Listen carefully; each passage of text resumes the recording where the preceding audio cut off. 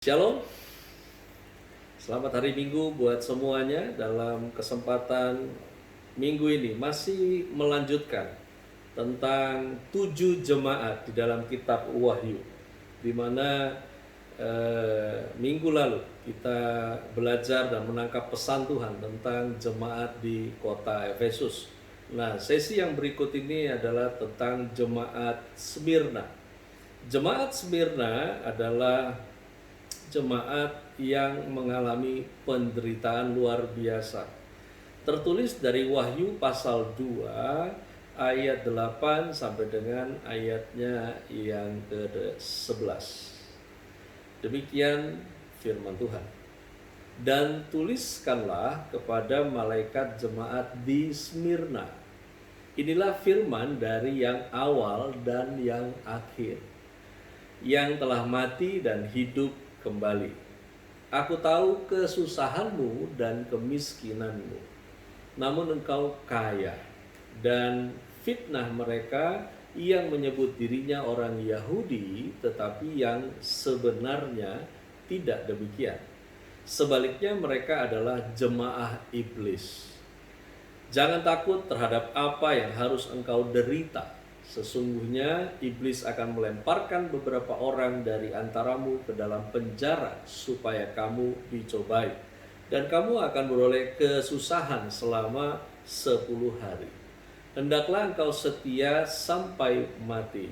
Dan aku akan mengaruniakan kepadamu mahkota kehidupan.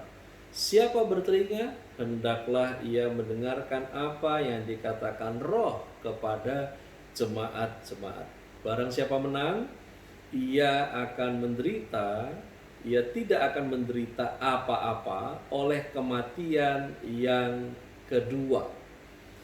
Kota Smyrna, jemaat Smyrna.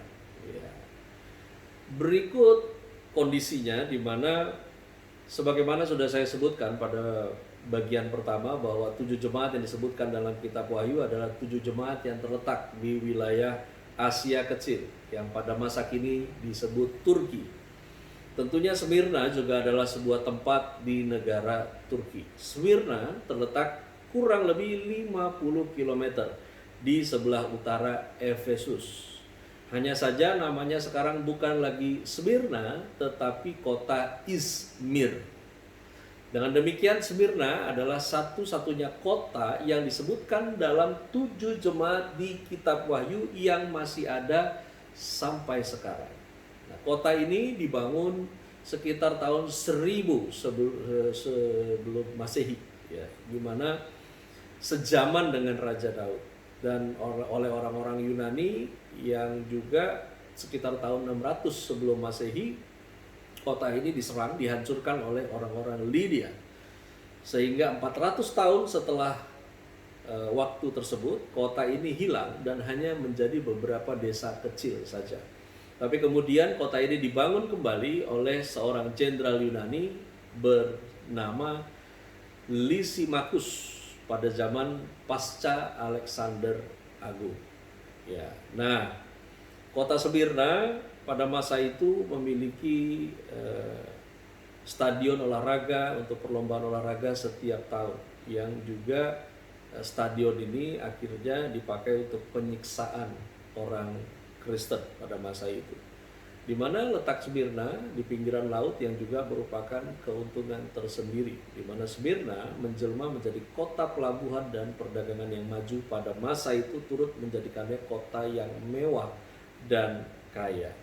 Di mana kota Smyrna ya, mempunyai hubungan khusus dengan Romawi dalam pemerintahannya pada masa itu, di mana dalam menunjukkan kesetiaannya, Smyrna terhadap Romawi tidak hanya membantu para tentara Romawi dengan makanan dan pakaian, tetapi juga sampai-sampai wujud penghormatan kepada Romawi.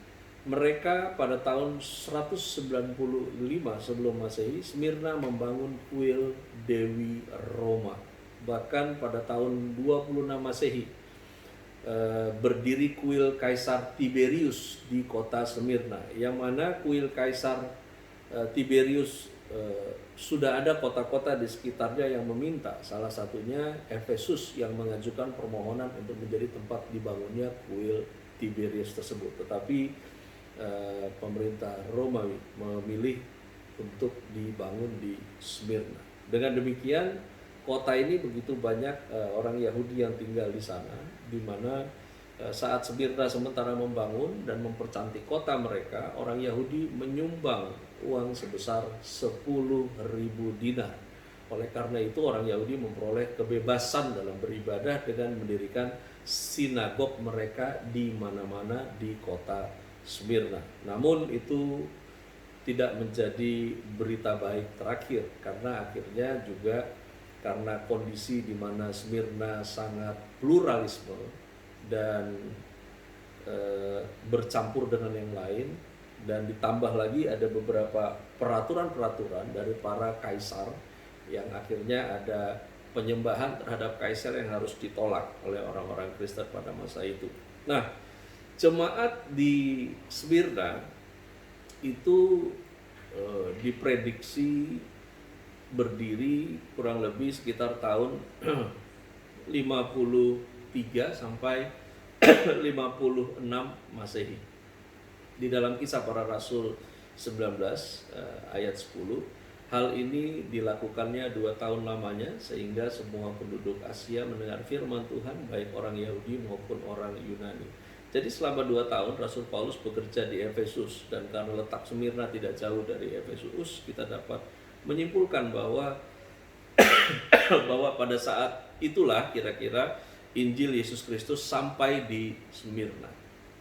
Nah, itu sekilas tentang hal ini, ya, di mana kota dan jemaat Smyrna tersebut dibangun. Ya.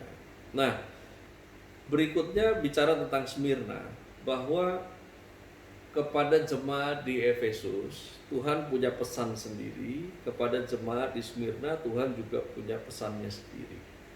Nah, kondisi yang ada di jemaat Smyrna yang sangat kita fokus adalah tentang penderitaan. Ya, di mana Wahyu 2 ayat 9 sampai 10 di sana saya highlight, ada kata kesusahanmu dan ada kata kemiskinanmu dan ada fitnah juga.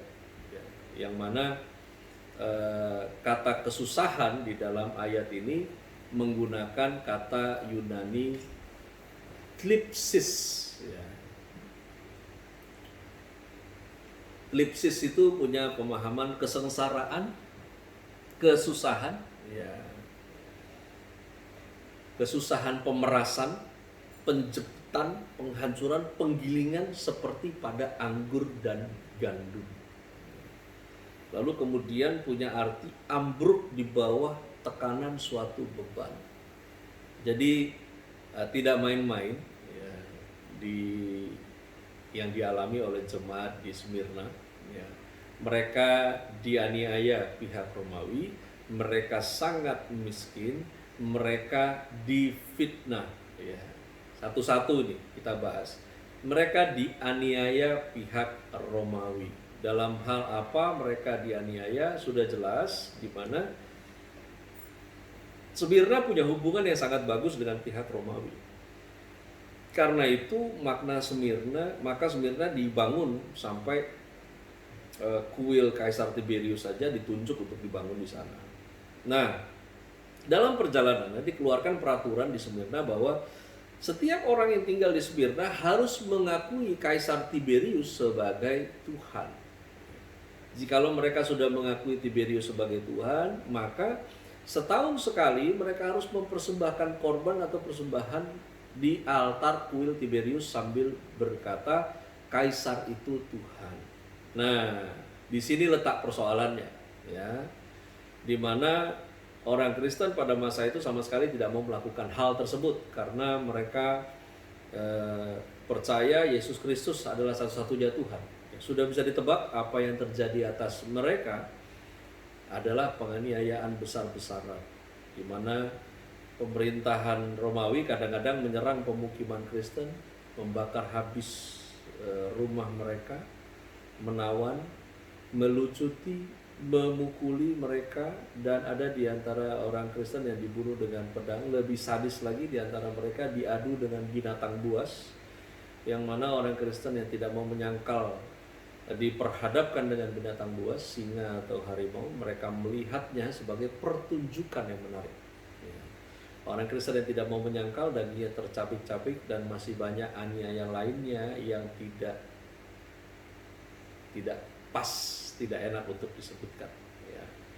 Yang mana setelah penganiayaan yang seperti demikian, mereka juga dimiskinkan, sangat miskin.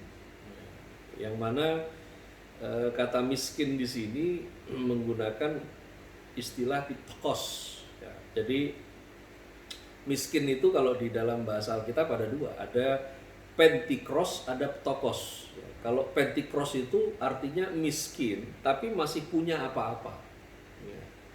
Nah kalau pitokos itu miskin dan miskin sekaligus tidak punya apa-apa lagi, ya. Nah mereka ada di kondisi pitokos, di mana mereka dihambat dalam pekerjaan mereka, orang Kristen di Smyrna. Bahkan ada yang dipecat karena iman Kristen mereka, yang mana orang-orang ini sering dikeluarkan dari pekerjaan sebagai akibat dari pertobatan mereka. Nah, sampai kemudian rumah dan harta benda mereka dibakar orang-orang Romawi.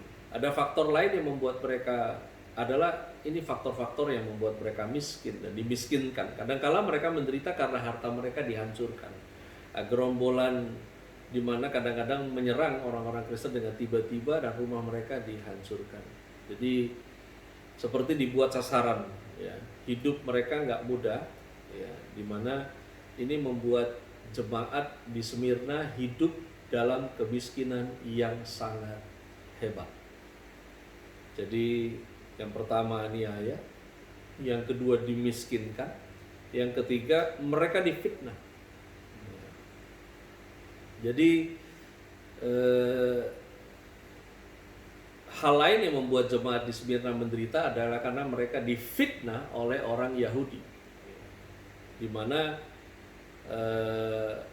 cukup banyak orang Yahudi yang rata-rata mereka hidup secara mapan, bahkan mempunyai kedudukan yang terhormat dalam masyarakat. Nah mereka memanfaatkan kedudukan mereka ini untuk menjilat kepada pemerintah Romawi, sekaligus menyusahkan orang-orang Kristen, ya. Nah berikut adalah hal-hal yang mereka masukkan di dalam fitnah tersebut.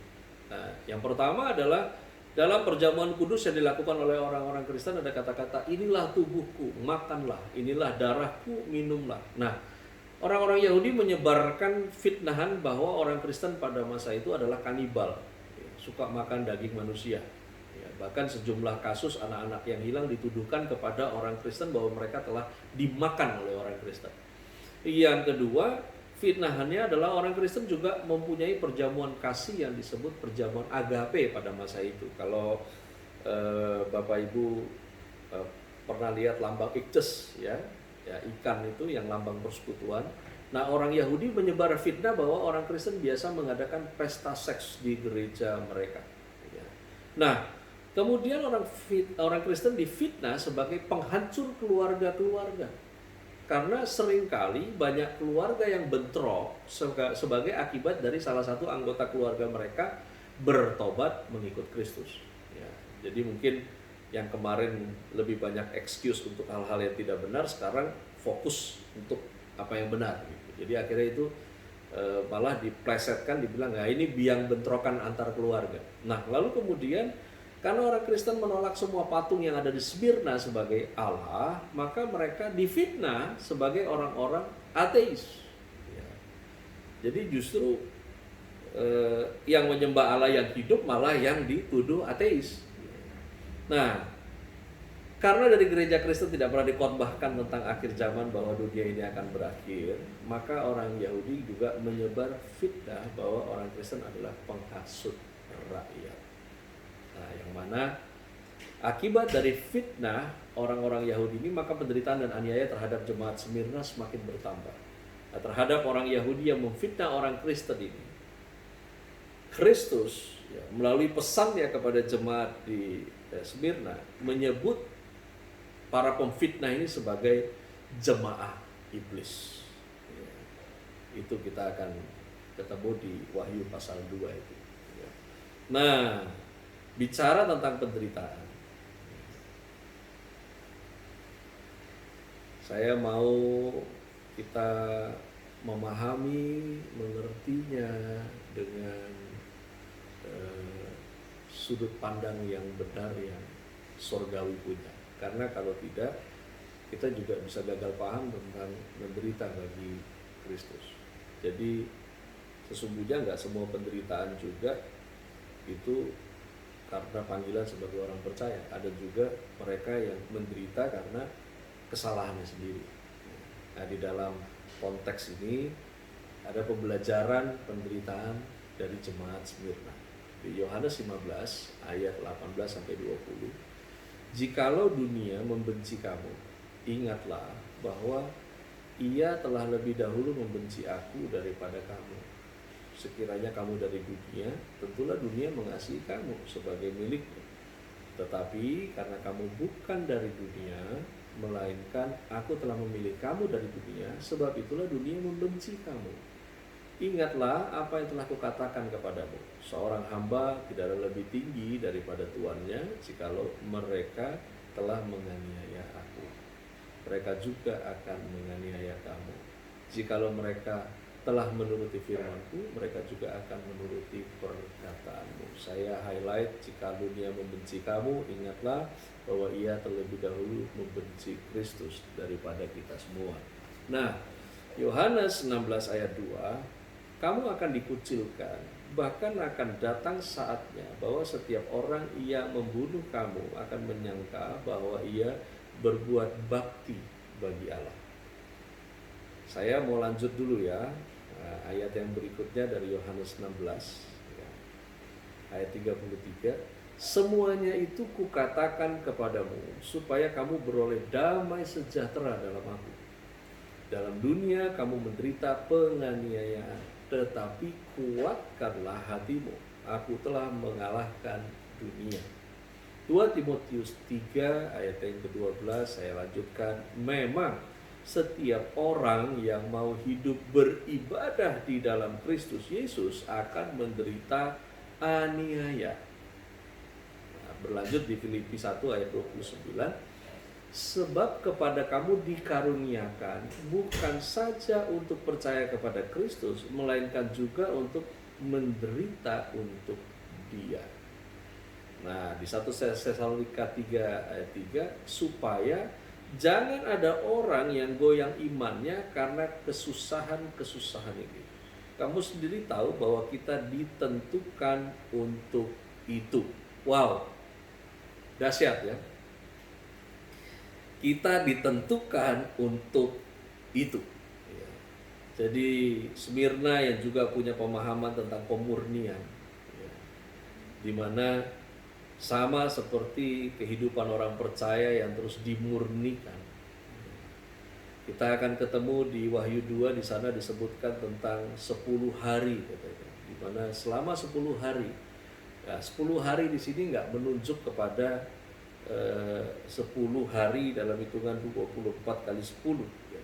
Tapi lebih kepada mengacu 10 masa penderitaan bagi gereja Tuhan yang ada di Smyrna ya. Di mana ada 10 kaisarnya yang sangat kejam-kejam ya. Ada Nero, ada Domitianus, ada Trajan, ada Markus, ada Severus, ada Maximus, ada Decius, ada Valerian, ada Aurelian, ada Diocletian ya. Ini mengerikan ya, di mana sejarah mencatat bahwa selama 10 periode kerajaan Romawi, Kaisar Nero sampai kepada Kaisar Diocletianus ya, ada 5 juta orang Kristen yang mati secara martir. Polanya macam-macam. Ada yang mati dengan jalan dibakar hidup-hidup, diikat di tiang, lalu ditaruh kayu di sekitarnya, dibakar. Ada yang mati dengan jalan digoreng dengan minyak. Ada yang mati dengan jalan dijadikan tontonan di arena. menjadi makanan dari singa yang lapar. Ada yang mati dengan jalan diikat di sebuah tiang, setelah dibalut dengan kulit binatang, lalu dilepaskan anjing hutan untuk melahap mereka. Ada yang mati dengan jalan disalib. Ada yang mati dengan jalan direndam ter. Anda tahu ter ya, itu campuran untuk aspal. Yang mana kemudian setelah direndam ter dijadikan obor pada malam hari. Wow, saya dalam konteks kita di Indonesia, kita beda bentuk, tapi pada dasarnya di dunia ini ada adiaya untuk orang percaya, ada tekanan untuk dimiskinkan dari dunia untuk orang percaya, juga ada fitnah untuk Anda dan saya sebagai orang percaya. Nah, dari ayat yang kita baca tadi di 1 Tesalonika 3 ayat 3, di sana disebut kita ini ditentukan untuk itu. Jadi gini, kita ini bukan ditentukan untuk menderita, kita ini ditentukan untuk dimurnikan. Dan di dalam pemurnian itu, yang tidak bisa Anda dan saya hempas adalah penderitaan bagi Kristus. Itu nyata, itu ada. Dan itu adalah karunia, di mana Anda dan saya diizinkan menderita untuk Dia. Di dalam dunia Anda dan saya mengalami penderitaan penganiayaan. Bahkan mereka yang mau beribadah ke dalam Kristus akan menderita aniaya. Saudara, ada banyak hal yang kelihatan baik di dunia ini yang kemudian ketika diperhadapkan dengan kebenaran itu ternyata malah nggak benar. Saya pernah membahas tentang Alkitab mengajar kita untuk beribadah kepada Tuhan dengan jalan mempersembahkan tubuh ini hidup berkenan kepada Dia, kudus. Nah, Alkitab juga mengajarkan untuk kita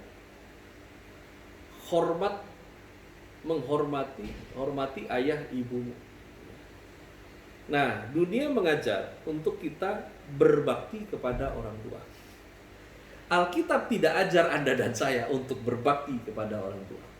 Alkitab ajar Anda dan saya yang namanya berbakti itu kepada Tuhan. Jadi harusnya apa yang Anda dan saya lakukan yang masih punya orang tua, lakukan itu kepada Tuhan, yang juga termanifestasi kepada orang tua. Ya.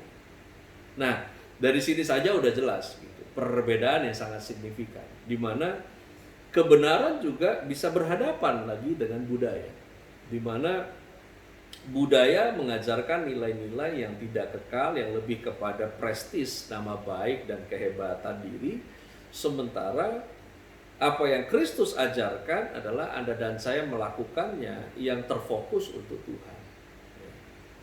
Yang satu esensinya apa yang kelihatan, yang satu esensinya adalah apa yang dari hati. Mirip-mirip seperti Yesus dikomplain, dikatakan makan dengan tangan najis. Padahal Yesus juga cuci tangan. Cuman Yesus cuci tangan sampai bersih. Kalau Farisi yang nonton Yesus cuci tangan, mereka cuci tangan dengan pola, dengan air yang mengalir atau dengan baskom, dengan mengebaskan tangannya 7 kali. Jadi fokus mereka adalah melakukannya dengan mengebaskannya 7 kali. Kalau Yesus fokusnya adalah sampai bersih. Jadi nggak penting ngebasnya 7 kali. Nah, di sana dibahas bahwa najis itu makan pakai tangan najis. Di sana Yesus menjelaskan, yang najis bukan apa yang masuk, yang najis apa yang keluar. Karena apa yang keluar diolah dari hati. Nah, kita udah baca tadi pembelajaran ini bahwa dunia itu udah duluan benci Yesus. Jadi kalau Anda dan saya berasal dari Kristus, dunia juga benci Anda dan saya. Bahkan potensinya adalah dikucilkan. Nah, di dalam Yohanes 16 ayat 2 di sana disebutkan, yang bunuh kamu akan menyangka bahwa ia berbuat bakti kepada Allah. Jadi bicara tentang penderitaan aniaya dan lain sebagainya, kita di masa modern sekarang aniayanya sebetulnya lebih dahsyat gitu, karena ini bicara aniayanya batin. Anda yang benar, Anda yang dibilang salah. Anda fokusnya kepada Tuhan, dibilang Anda nggak peduli manusia. Lalu kemudian kita ini yang rela menderita bagi Kristus hanya dianiaya dalam dunia. Anda dan saya nggak akan dianiaya di masa depan. Ya.